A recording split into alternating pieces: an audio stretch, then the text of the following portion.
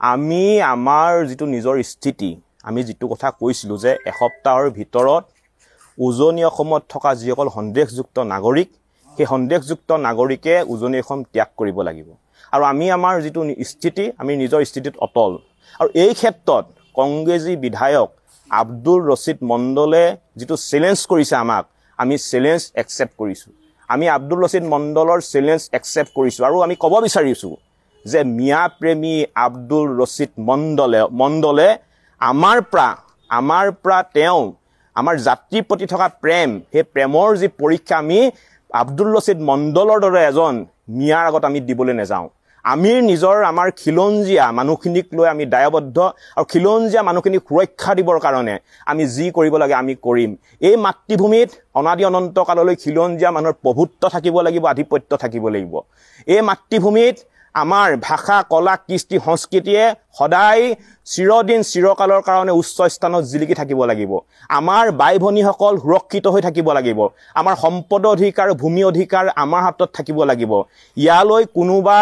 সন্দেহযুক্ত নাগৰিক আহি আমাৰ বাই ভনীক ধৰ্ষণ কৰিব আৰু আমাৰ বাই ভনীক ধৰ্ষণ কৰি হত্যা কৰিব এনেবোৰ কাণ্ড এতিয়া উজনি অসমৰ কোনো মানুহে চাই নাথাকে উজনি অসমৰ সকলো মানুহ স্বতঃস্ফূৰ্তভাৱে ওলাই আহিছে আৰু সকলো মানুহ এটাই কথাই কৈছে যে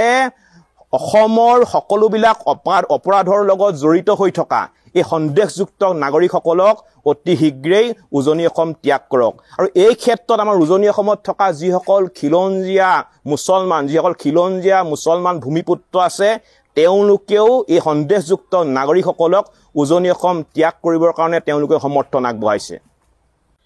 আমি আমাৰ যিটো নিজৰ স্থিতি আমি যিটো কথা কৈছিলোঁ যে এসপ্তাহৰ ভিতৰত উজনি অসমত থকা যিসকল সন্দেহযুক্ত নাগৰিক সেই সন্দেহযুক্ত নাগৰিকে উজনি অসম ত্যাগ কৰিব লাগিব আৰু আমি আমাৰ যিটো স্থিতি আমি নিজৰ স্থিতিত অটল আৰু এই ক্ষেত্ৰত কংগ্ৰেছী বিধায়ক আব্দুল ৰছিদ মণ্ডলে যিটো চ্যালেঞ্জ কৰিছে আমাক আমি চ্যালেঞ্জ একচেপ্ট কৰিছোঁ আমি আব্দুল ৰছিদ মণ্ডলৰ চ্যালেঞ্জ একচেপ্ট কৰিছোঁ আৰু আমি ক'ব বিচাৰিছোঁ যে মিয়া প্ৰেমী আব্দুল ৰছিদ মণ্ডলে আমাৰ পৰা তেওঁ আমাৰ জাতিৰ প্ৰতি থকা প্ৰেম সেই প্ৰেমৰ যি পৰীক্ষা আমি আব্দুল ৰছিদ মণ্ডলৰ দৰে এজন মিয়াৰ আগত আমি দিবলৈ নাযাওঁ আমি নিজৰ আমাৰ খিলঞ্জীয়া মানুহখিনিক লৈ আমি দায়বদ্ধ আৰু খিলঞ্জীয়া মানুহখিনিক সুৰক্ষা দিবৰ কাৰণে আমি যি কৰিব লাগে আমি কৰিম এই মাতৃভূমিত অনাদি অনন্ত কাললৈ খিলঞ্জীয়া মানুহৰ প্ৰভুত্ব থাকিব লাগিব আধিপত্য থাকিব লাগিব এই মাতৃভূমিত আমাৰ ভাষা কলা কৃষ্টি সংস্কৃতিয়ে সদায় চিৰদিন চিৰকালৰ কাৰণে উচ্চ স্থানত জিলিকি থাকিব লাগিব আমাৰ বাই ভনীসকল সুৰক্ষিত হৈ থাকিব লাগিব আমাৰ সম্পদ অধিকাৰ ভূমি অধিকাৰ আমাৰ হাতত থাকিব লাগিব ইয়ালৈ কোনোবা সন্দেহযুক্ত নাগৰিক আহি আমাৰ বাই ভনীক ধৰ্ষণ কৰিব আৰু আমাৰ বাই ভনীক ধৰ্ষণ কৰি হত্যা কৰিব এনেবোৰ কাণ্ড এতিয়া উজনি অসমৰ কোনো মানুহে চাই নাথাকে উজনি অসমৰ সকলো মানুহ স্বতঃস্ফূৰ্তভাৱে ওলাই আহিছে আৰু সকলো মানুহ এটাই কথাই কৈছে যে অসমৰ সকলোবিলাক অপৰাধৰ লগত জড়িত হৈ থকা এই সন্দেহযুক্ত নাগৰিকসকলক অতি শীঘ্ৰেই উজনি অসম ত্যাগ কৰক আৰু এই ক্ষেত্ৰত আমাৰ উজনি অসমত থকা যিসকল খিলঞ্জীয়া